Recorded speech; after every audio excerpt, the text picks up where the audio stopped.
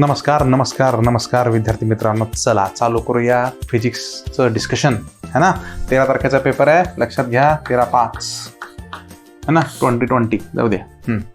तर आपल्याला डिस्कशन करायचं आहे प्रोजेक्टाइल मोशन. पहिला क्वेश्चन सुरू करायचा. चला या प्रोजेक्टाइल मोशनमध्ये फर्स्ट क्वेश्चन मी डिस्कस करणार आहे. या ठिकाणी लक्ष द्या. पहिल्या क्वेश्चनमध्ये तुम्हाला काय म्हणलं होतं, तुम्हाला वेलॉसिटी दिली आवडतं वेक्टर फॉर्ममध्ये. काय दिलं velocity? U vector equal to do you remember I+2J. बरोबर आहे. ही वेलॉसिटी दिल्यानंतर तुम्हाला काय फाइंड आउट करायचं आहे? Equation of trajectory. मग आता इक्वेशन ऑफ ट्रॅजेक्टरी म्हणल्यानंतर तुम्हाला या ठिकाणाहून UX मिळेल. UX ची व्हॅल्यू 1, UY ची व्हॅल्यू मिळेल 2, tan θ व्हॅल्यू मिळेल tan θ इक्वल टू, बोलो ना जल्दी, UY डिवाइडेड बाय UX 2. खत्म. इक्वेशन ऑफ ट्रैजेक्टरी क्या होगा भाई? tan θx minus half G और ये UX² into x². Answer UX की वैल्यू यहाँ पे लग सकते हो, कि ना, ये रख सकते हैं, आंसर निकाल सकते हैं. चले चलो दूसरा क्वेश्चन, क्वेश्चन नंबर 2. एयरक्राफ्ट. क्या बोला था? Aircraft moving with velocity 250 meters per second. 250 velocity दिया है. कितना दिया है गुरुजी? 250 दिया है.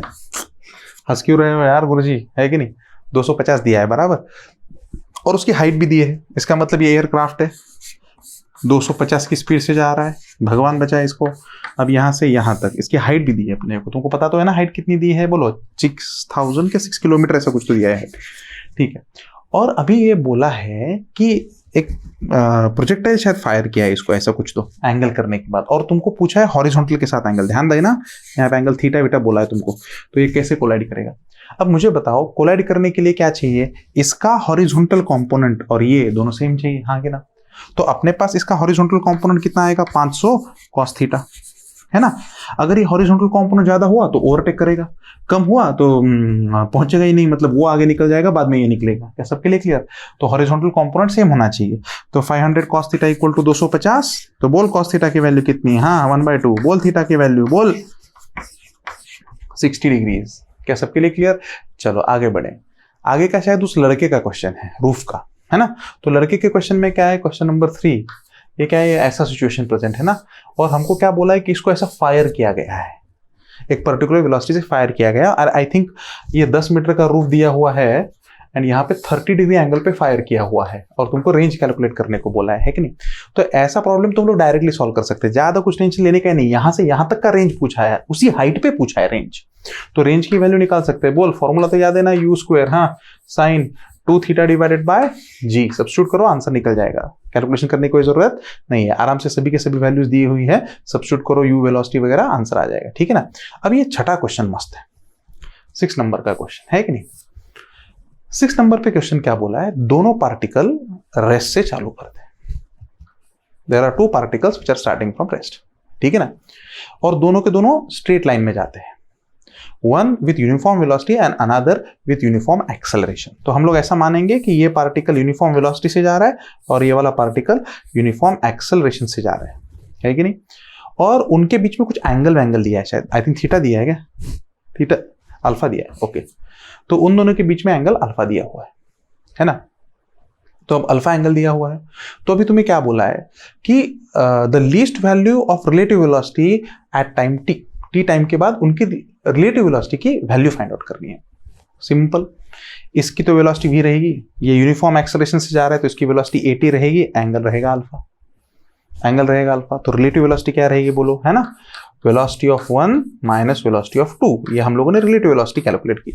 किसको भी 1 मान लो, किसको भी 2 मान लो, कोई फर्क नहीं पड़ता. तो रिलेटिव वेलोसिटी कैलकुलेट करने के लिए, मैग्नीट्यूड करने के लिए क्या करना पड़ेगा? Parallelogram law. तो पैरेललोग्राम मतलब वेक्टर का एडिशन की वेक्टर का सब्सट्रैक्शन, वेक्टर का सब्सट्रैक्शन है. तो यहाँ पे इसके मैग्नीट्यूड का स्क्वायर करूं तो उसके मैग्नीट्यूड का स्क्वायर करता हूं.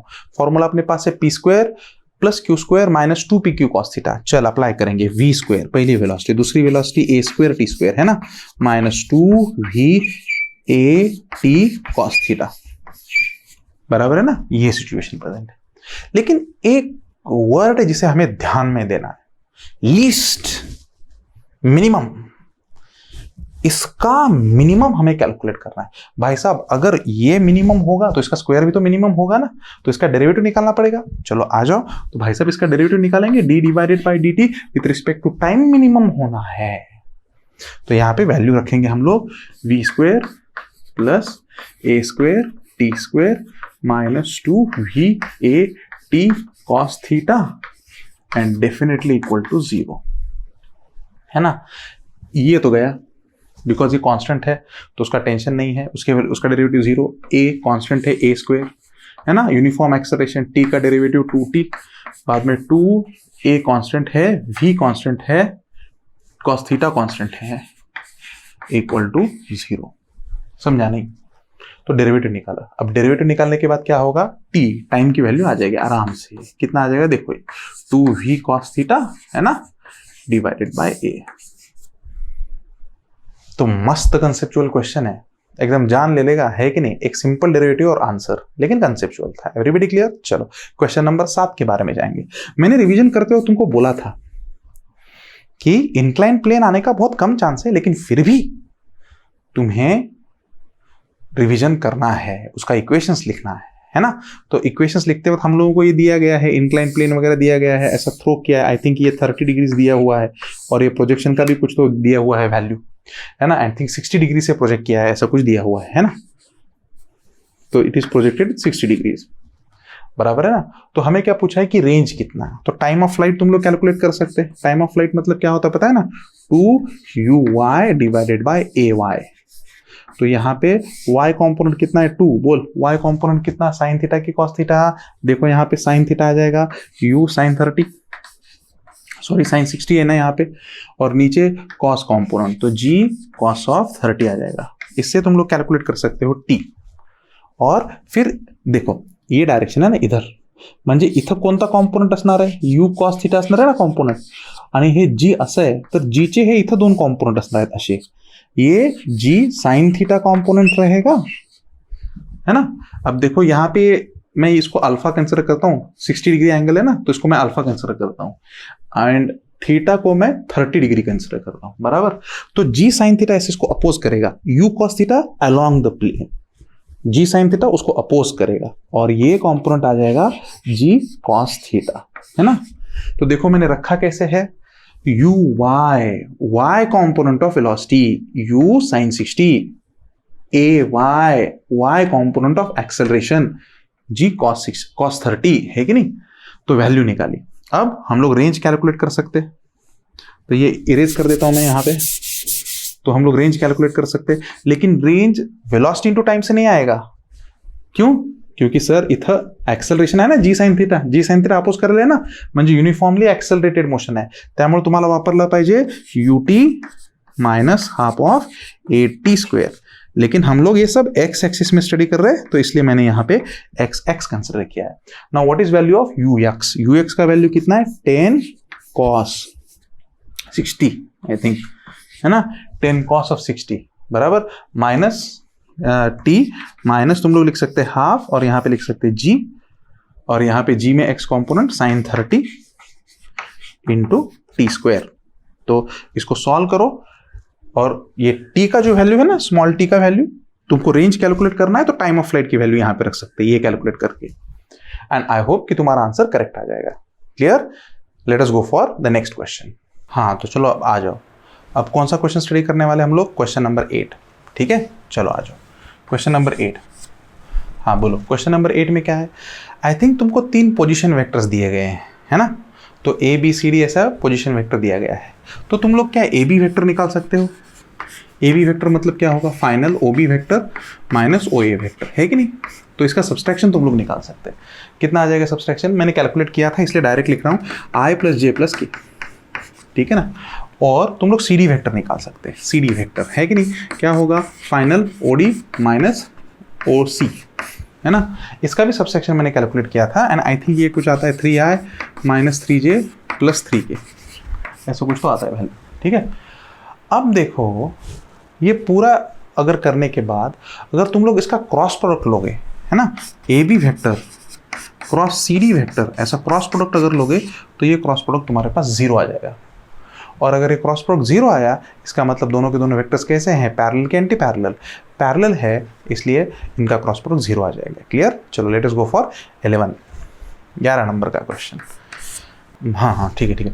एक बॉल फेंका है v वेलोसिटी से, v0 वेलोसिटी से, है कि नहीं। By making an angle theta.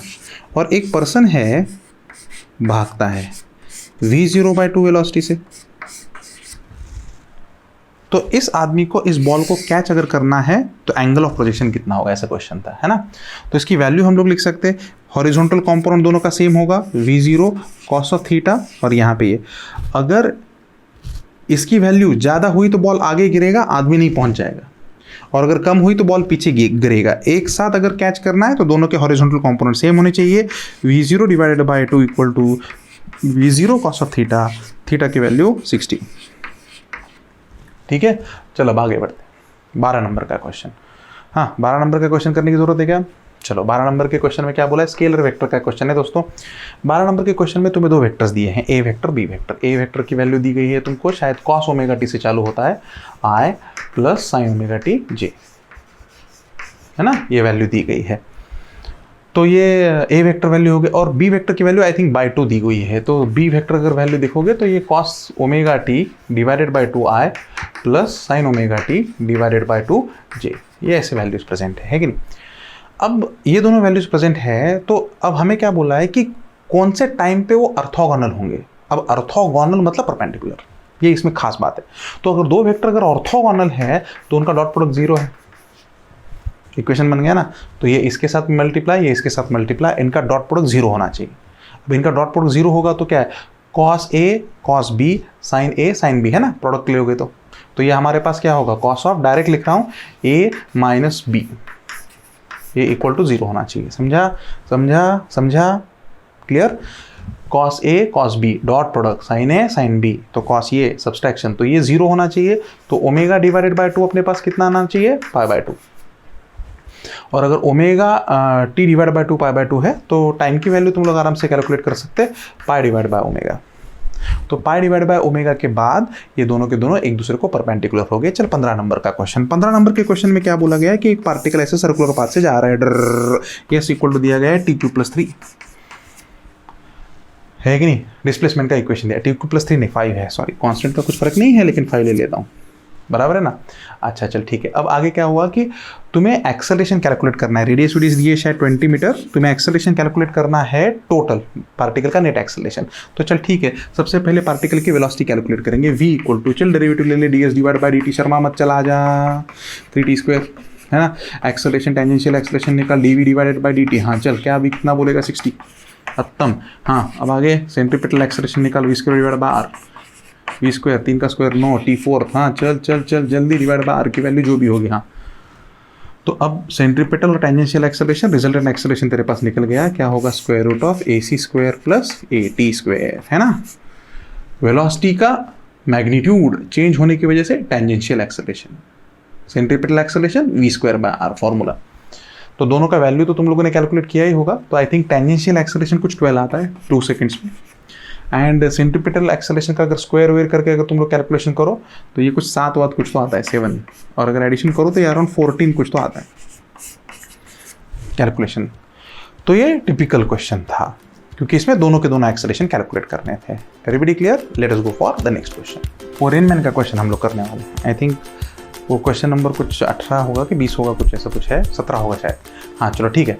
तो रेनमैन में उन्होंने क्या बोला है कि हम लोग सबसे पहले रेन की वेलोसिटी मानेंगे। कितनी मानेंगे रेन की वेलोसिटी? बोल, r equal to xi minus yj। समझा? पहले मैन की वेलोसिटी कितनी है, ui, है ना। तो velocity of rain with respect to man कितनी आ गई, दोनों का सब्सट्रैक्शन कर लो, बराबर है। Velocity of rain minus velocity of man, सब लोग वेक्टर है ना, हाँ ठीक है। सब्सट्रैक्शन कर ले, x minus you minus yj। सुरुवातीला त्या माणसाला वर्टिकल लागला होता, रेन वर्टिकल होता ना। तो अगर रिलेटिव वेलोसिटी अगर रेन की वर्टिकल है, इसका मतलब उसका हॉरिझॉन्टल कॉम्पोनेंट 0 है, इसका मतलब x minus u equal to 0। त्याला जर वर्टिकल दिसतोय रेन तर हॉरिझॉन्टल दिसणार नाही, म्हणजे हॉरिझॉन्टल कॉम्पोनेंट 0 झाला, x ची व्हॅल्यू आली u, खत्म, काहीच नसतं ह्याच्यात। आता वेलोसिटी त्याने दुप्पट केली, आता मॅनची वेलोसिटी, नवीन वेलोसिटी किती झाली, दुप्पट, 2ui।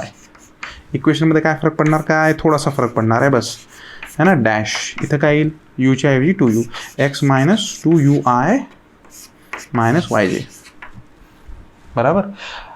अब हमें बोला गया है शायद थीटा एंगल कुछ तो दिखता है उसको, चलो तो ठीक है, tan थीटा tan थीटा अपने पास क्या होगा, ये ऐसा आ जाएगा, ऐसा है ना, ये रेन, ये ऐसे, ये रेन की वेलोसिटी, ये 2ui मैन की वेलोसिटी, और ये किसकी velocity, velocity of rain with respect to man, ये ऐसे, ये एंगल वर्टिकल के साथ थीटा। तो ये टोटल आएगा ये x माइनस 2u, ये रिमेनिंग है ना। तो tan थीटा लिख सकते हैं opposite side divide by hypotenuse. So opposite side मेरे पास कितनी, x minus 2u divide by hypotenuse minus y, बराबर है ना। लेकिन x की वैल्यू तो पता है मुझे u, तो यहाँ पे रख दो। तो ये tan थीटा कितना आएगा, देख tan थीटा इक्वल टू कितना आएगा, u बाय y, तो y की वेलोसिटी आ गई भाई साहब u divided by tan theta, है ना। तो रेन की वेलोसिटी आराम से शांति से निकल जाएगी, कितना, x i, x मतलब u i minus y y y y y u by tan theta j। चला आगे का क्वेश्चन, लेकिन क्वेश्चन अच्छा था, मस्त क्वेश्चन था, क्वेश्चन नंबर 17। ओए 17 का खतरा। चल अब आगे, डन, चल आगे बढ़ते। आगे क्वेश्चन जो हम लोग लेंगे क्वेश्चन नंबर 23। कौन सा क्वेश्चन, क्वेश्चन नंबर 23। आइए क्वेश्चन नंबर 23, आइए आइए आइए आइए आइए। हाँ, क्या बोला गया है कि रेंज का वैल्यू हमारे पास पता होता है 4h cot थीटा। हमें बोला गया है कि जो रेंज है, मैक्सिमम रेंज है, जो रेंज है वो मैक्सिमम हाइट के ट्वाइस है ना, मैक्सिमम हाइट के ट्वाइस। तो इसको लिखेंगे 2h इक्वल टू 4h, और यहाँ पे आएगा cot थीटा। तो भाई साहब cot थीटा की वैल्यू भगवान भी जानता है कितना है, 1/2। 1/2 से ट्राइंगल बना दे बेटा, ट्राइंगल बन गया, कितना बन गया, एडजेसेंट साइड अपोजिट साइड ये, है ना। तो साइन थीटा मिलेगा, मिलेगा कि नहीं, 2 डिवाइडेड बाय √5, cos थीटा मिलेगा, ले कितना, 1/√5, बराबर। अब तुझे पूछा क्या है, what is the range, range 2 minute में निकाल सकते हैं, बोल कितना, रेंज इक्वल टू, हाँ क्या होगा, कुछ तो फॉर्मूला है ना उसका, क्या है, u² sin 2 थीटा है ना, 2 sin थीटा cos थीटा लिखूं डिवाइडेड बाय g, है ना। साइन थीटा की वैल्यू रख, cos थीटा की वैल्यू रख, सब कुछ रख, आंसर निकाल। चल आगे बढ़ते हैं, क्वेश्चन नंबर 30। क्वेश्चन नंबर 30, क्या बोला गया है, पार्टिकल का कुछ कोऑर्डिनेट वगैरह दिया हुआ है, पहले पार्टिकल कहाँ पे था, बाद में पार्टिकल कहाँ पे था। तो हमारे पास एवरेज वेलोसिटी कैलकुलेट करना है। भाई साहब एवरेज वेलोसिटी मतलब क्या होता है, डिस्प्लेसमेंट डिवाइडेड बाय टाइम, हाँ कि ना। तो डिस्प्लेसमेंट के लिए तुझे change in the position calculate करनी पड़ेगी, है ना। तो what is the change in the position, है ना। तुझे क्या बोला गया है, 0 से लेके 5 सेकंड में change in the position, sorry 0 से लेके 5 सेकंड में चेंज इन द पोजीशन। तो 0 टाइम पे पार्टिकल कहाँ पे था, 2,3 पे, और 5 जब सेकंड हुआ तो पार्टिकल कहाँ पे था, 13,14 पे, है ना। अरे बराबर है ना। तो क्या यहाँ से तो डिस्प्लेसमेंट कैलकुलेट कर सकता है, हाँ, ये फाइनल माइनस इनिशियल। तो डिस्प्लेसमेंट वेक्टर तेरे पास आएगा 13 में से 11 आए, और ये इसमें से ये गया प्लस 11j, समझा नहीं यार, 11 आए प्लस 11j, एवरीबडी क्लियर। और टाइम कितना लगा, 5 सेकेंड्स, डिवाइड कर ले यहाँ पे टाइम t, और ये 5 सेकेंड, ये आ गई तेरी एवरेज वेलोसिटी। क्या सबके लिए क्लियर, छोटा सा क्वेश्चन था लेकिन इंपॉर्टेंट था, क्लियर। चल आगे बढ़, आगे क्वेश्चन में क्या था, चल क्वेश्चन नंबर 32। कौन सा क्वेश्चन, 32, कौन सा क्वेश्चन 32, चलो आओ। तो क्या बोला गया है कि 2 बॉयज़ हैं और A और B है, स्टैंडिंग वेंडिंग कुछ तो है ना। तो ऐसा है कि 2 पोजीशंस दी गई हैं, क्या अच्छा क्वेश्चन है ये भी। और यहाँ पे एक बॉय यहाँ पे A है और यहाँ पे B है, ऐसा कुछ बोला गया है। ये ऐसे जा रहा है और ये इसको ऐसे मीट करना है, और ये एंगल दिया है थीटा, थीटा एंगल दिया हुआ है। और कुछ बेसिक वैल्यूज़ दी गई हैं तुमको, वो क्या है वैल्यूज़, तो हमारे पास 2 वेलोसिटीज़ दी गई हैं, ये v1 है इसकी वेलोसिटी, और ये v2 है ना। तो इसकी वेलोसिटी v दी है प्रॉब्लम में, बराबर। और इनके बीच में रिलेटिव वेलोसिटी हम लोग देखेंगे ab, velocity of a with respect to b। और ये डिस्टेंस कुछ तो दिया है, आई थिंक डिस्टेंस d दिया है शायद, कितना दिया है, a दिया है क्या, ठीक है, डिस्टेंस दिया हुआ है a, दोनों के बीच में डिस्टेंस कितना दिया हुआ है a। तो सबसे पहले स्टेप होगी रिलेटिव वेलोसिटी कैलकुलेट करने की। आ जा, relative velocity of a with respect to b, velocity of a minus velocity of b। भाई साहब लेकिन वेक्टर सब्सट्रैक्शन है, संभाल लेना, ठीक है।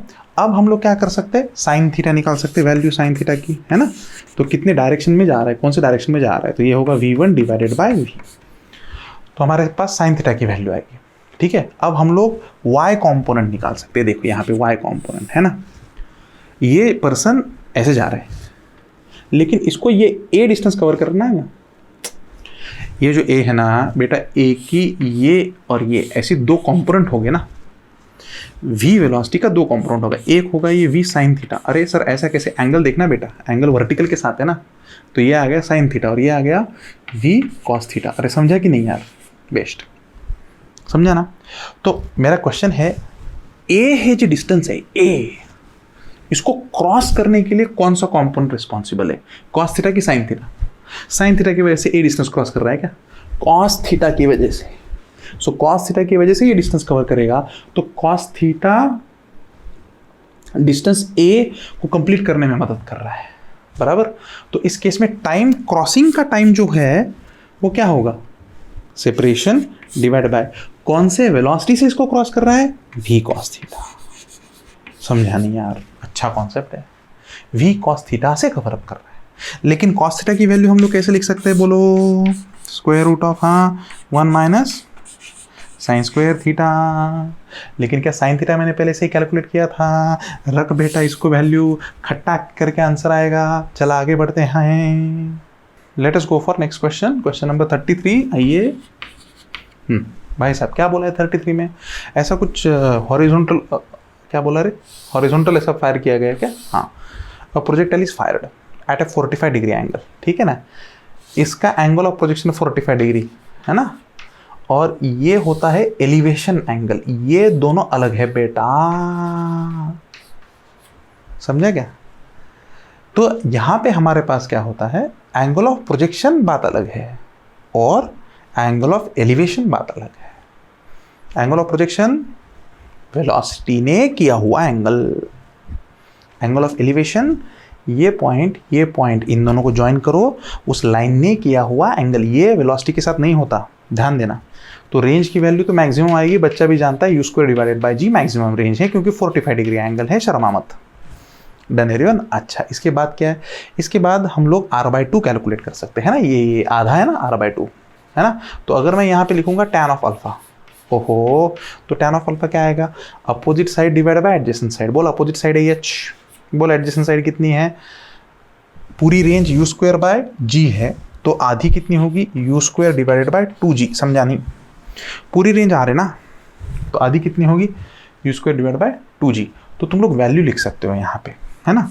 तो मैक्सिमम हाइट तो ये कैलकुलेट कर सकते हैं, हमारे पास क्या होगा, you square sine square theta divided bye 2g। समझा नहीं, थीटा का वैल्यू 45 रख, 45 मतलब 1/2 2 4, तो you square divided bye 4g आया है divide by you square divided bye 2g, cut गया 1/2, आ गई भाई साहब tan थीटा की वैल्यू, tan थीटा की नहीं, tan अल्फा की, सॉरी tan अल्फा की वैल्यू आ गई, बराबर। अब ये tan अल्फा की वैल्यू आ गई तो रिजल्ट कैलकुलेट कर सकते हैं ना। तो ये आई थिंक यही पूछा था शायद, 1/2 कितने एंगल में जाएगा, है ना। और पॉइंट ऑफ प्रोजेक्शन भी अगर तुम्हें कैलकुलेट करना है तो तुम लोग, प्रोजेक्शन का तो 45 दिया है, तो ये आंसर है, बराबर यही कैलकुलेट करना था। Everybody clear? चलो let us go for the next question.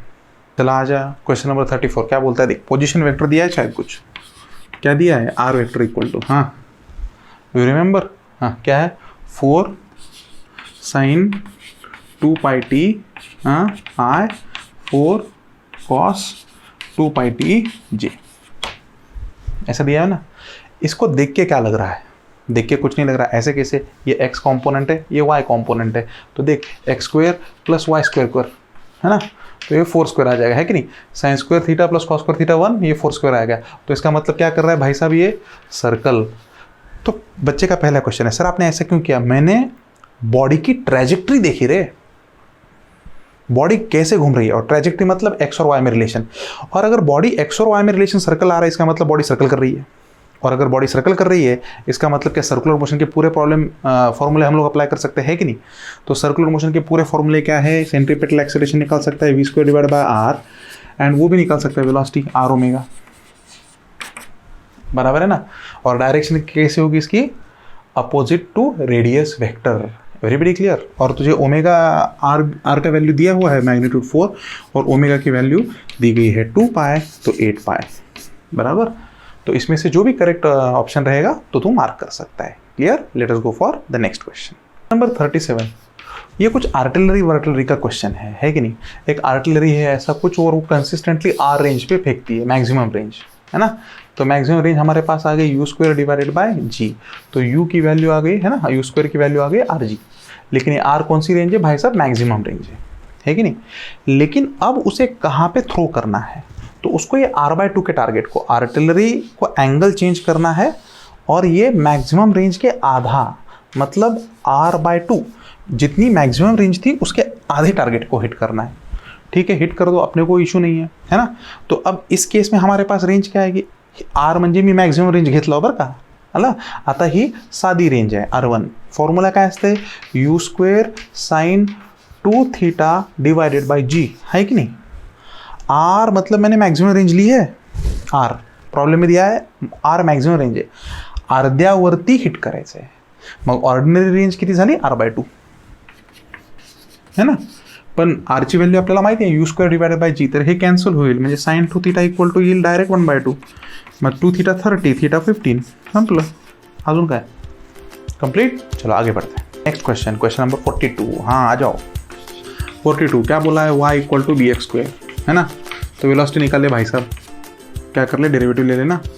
Derivative कैसे आ जाएगा, dy divided by dt, time के रिस्पेक्ट टू डेरिवेटिव लेना है, मज़ा आ गया लाइफ में। b2x dx बाई dt, है ना, बराबर है। ये वेलोसिटी आ गई। अब क्या होगा sir, dx by dt that is velocity along x axis, तो इसको हम लोग लिखेंगे b2x और ये vx है कि नहीं, वेलोसिटी आ गई।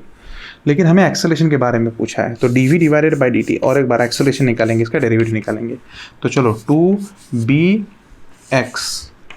पहले ये कांस्टेंट पकड़ ले, इसका डेरिवेटिव ले ले, dvx डिवाइडेड बाई dt, है कि नहीं यार, प्लस अब आगे देखेंगे 2bvx एंड ये लिखेंगे dx डिवाइडेड बाय dt। लेकिन हमें क्या बोला गया है कि एक्सेलरेशन सिर्फ कौन से डायरेक्शन में है, y। तो इसका मतलब x component of velocity change होगा क्या, तो ये बता ना, पूरा का पूरा एक्सेलरेशन किस डायरेक्शन में है, y। तो x component of velocity change होगा क्या, नहीं। तो इसका मतलब ये 0 है ना, तो इसको निकाल सकते हैं। Acceleration is along y axis, acceleration is along y axis, तो x component will be equal to 0। तो x कंपोनेंट हम लोगों ने 0 ले लिया, हाँ बराबर। x कंपोनेंट, एक्सेलरेशन का x कंपोनेंट मतलब x कंपोनेंट का चेंज, वेलोसिटी के x कंपोनेंट का चेंज हम लोगों ने कितना लिया, 0। एवरीबडी क्लियर, अच्छा चलो ठीक है। अब आगे तो y वेलोसिटी मिल गई ना, तो ये क्या होना चाहिए, this should be the acceleration in y direction. समझे ही नहीं यार, x डायरेक्शन में 0 है, तो ये y डायरेक्शन का एक्सेलरेशन मिलना चाहिए, है ना। तो this should be the acceleration along y direction. समझा नहीं, चलो ठीक है। तो यहाँ पे हम लोग लिख सकते हैं 2b into vx dx by dt, फिर से vx, तो vx² इक्वल टू एक्सेलरेशन अलोंग y है, लेकिन प्रॉब्लम में एक्सेलरेशन अलोंग y दिया हुआ है, कितना है a। समझा नहीं यार, तो क्या vx निकाल सकते हैं आराम से, कितना, a डिवाइडेड बाय 2b। अच्छा क्वेश्चन, बढ़िया क्वेश्चन, ठीक है। Late us go for the next question.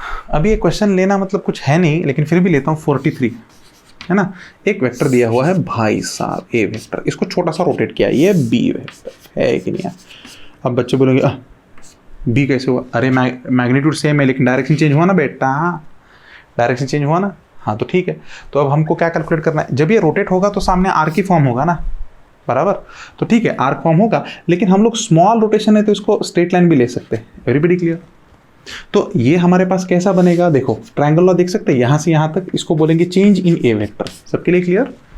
तो इसको मैंने रोटेट किया तो ये सर्कल बनेगा एक्चुअली, लेकिन एंगल स्मॉल है तो ये ट्रायंगल हो जाएगा। अरे समझा नहीं रे, हाँ। तो अब ये हमारे पास क्या देगा, देखो है ना, triangle law of vector addition, दोन्ही वेक्टर ऑर्डर मधले घ्यायचे, हा आणि हा दोन्ही ऑर्डरमध्ये आहेत। A vector plus delta A vector equal to B vector, म्हणजे B vector minus A vector आपल्याला मिळाला डेल्टा ए, बरोबर। बी मायनस ए आपल्याला काढायचं आहे, चेंज इन द वेक्टर काढायचं आहे। आता याला रेडियस कन्सिडर करा ना, मग ही जर रेडियस जर तुम्ही कन्सिडर केली तर या ठिकाणी आपल्याला काय म्हणता येईल, रेडियस आपल्याला हे मॅग्निट्यूड काढायचं समोरचं, ही आर्क लेंथ काढायची ना समोरची, मग आर्क लेंथ इक्वल टू काय येईल, रेडियस इंटू थीटा। मग रेडियस काय, ए वेक्टरचं magnitude into change in the angle किंवा स्मॉल अँगल थीटा जे काही दिलं असेल। सो डिफरन्स कॅल्क्युलेट करू शकतो। छोटाच क्वेश्चन आहे पण मस्त क्वेश्चन आहे, सर्वांना क्लिअर। वेक्टर फिरवला मग समोरचा चेंज असेल, पण स्मॉल असल्यामुळे समोरचा चेंज आपण कसा घेतलाय, रेडियस इनटू एंगल। क्लियर? चलो ये खत्म हो गया अपना पेपर। अब जो भी डाउट्स है तुम लोग हमको व्हाट्सएप में पूछ सकते हैं, मुझे या मनीष सर को कहाँ पे भी पूछो। एंड नेक्स्ट पेपर के लिए तैयारी करो, है ना। न्यूटन्स लॉज ऑफ फ्रिक्शन है, उसका रिवीजन मैं जल्द से जल्द देने की कोशिश करूंगा दोस्तों। अभी रिवीजन में होता क्या है कि पहले वो फिर रिकॉर्डिंग करना पड़ता है, फिर वो उसका एडिटिंग करके फिर एक प्रॉपर फॉर्मेट में लेके देना पड़ता है, इसलिए 2 या 3 बजे के बाद में तुम लोग रिवीजन लेक्चर को देख सकते हैं। क्लियर? चलो बाय बाय, सी यू।